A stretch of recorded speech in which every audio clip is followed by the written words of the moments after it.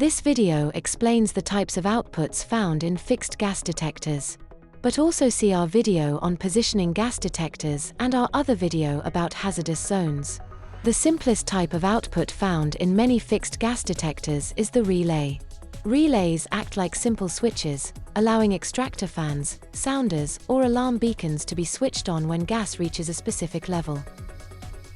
4 to 20 mA outputs allow analog signals to be sent to a PLC or DCS system. It uses current instead of voltage, so avoids loss of the signal over longer distances. Data cables can exceed 1,000 meters. Typically, no gas present represents 4 mA, and full range represents 20 mA.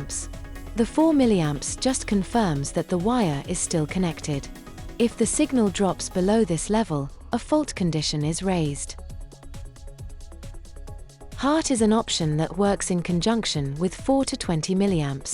It allows digital information to be superimposed onto the same 4 to 20 mA wire without upsetting the analog signal. RS485 offers a digital method of sending data to and from PLC or DCS systems.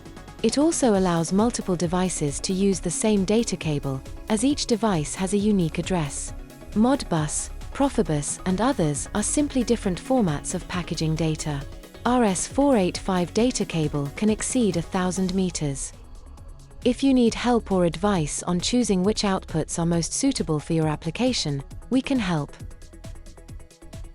Just give us a call, subscribe, or go to rockallsafety.co.uk.